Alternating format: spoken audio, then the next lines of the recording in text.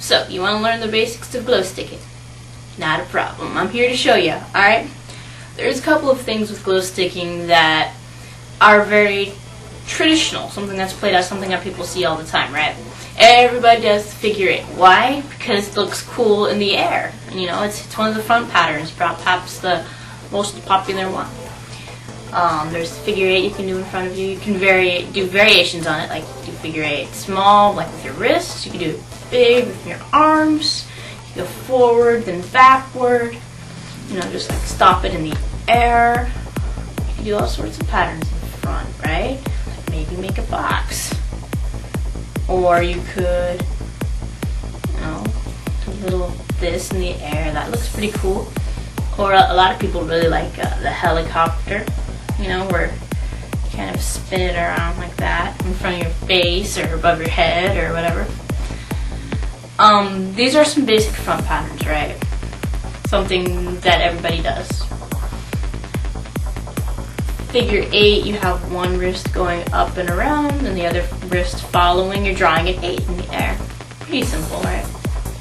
The helicopter is a little bit more complex. Like, for example, you can have your hands facing like this. Now you notice both of them are up and down. This one is facing you, my palm's this way. This one, my palm's facing my face. Like this, as you can see. If I put my palms, this palm's facing down, this palm's facing towards you.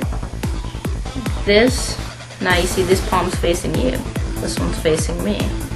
Alright, I rotated my wrists a little bit. This one, now both palms are facing me as I rotate my wrists, and then here, they're like this. Back to what it was, right? Palm, palm. You can just keep doing that. Other things that people like to do for visual effect in glow sticking is tracing. Tracing is a very common thing to do. Most popular traces are like the stomach trace, right? Where you trace your stomach, like so. You just follow the contour of that.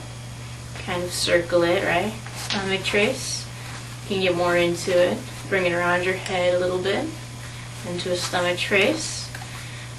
Maybe trace up and around your body. I'm tracing, right? You can trace anything on your body. Trace your arms, your neck, your head. You can trace things in front of you. Trace the outline of your body, maybe contour it up. That'll lead into threading. Like, what if you want to, you know, look a little cooler? Maybe you can make a trace that goes through a fixed hole, right? You make a hole, put it against your chest, put your arm through it. That's a thread. You keep threading. Put it into different combos, right? You can do a lot of variation with that. I've seen people do some pretty sick stuff, like around and behind them and all sorts of that. Or maybe you could be like really cool like me, like move a thread, then stick a glow stick through it. I've done that before a couple times. Let's see. Oh, then there's all the juggling stuff. This is the hardest stuff to learn because it takes a lot of hand-eye coordination, right? When you do tosses, you can toss them regular, right? Toss it, do some cool stuff. Maybe stall it on your hand, like hand stall. Stall it on your hand, or stall it on your elbow. Or maybe you can do some creative stuff, like catch it with your pit right here, your elbow pit. Or you can catch it behind your back, on your back, right here in your neck. You know, you can do a lot of different things with that. To be really creative of it, if you start thinking of things that you don't normally see, like for me, one I came up with a long time ago was I would put one here, grab both of the glow sticks and pull them down and use that as like a transition. It looked pretty cool when I could do it fast, but I can't do it fast anymore. I don't know, just think outside the box. It'll help you a lot. There's different kinds of tosses. You can toss it regular, or you can do a Healy toss, right? You can do a horizontal Healy toss, where you can flick it with your finger and your thumb, right?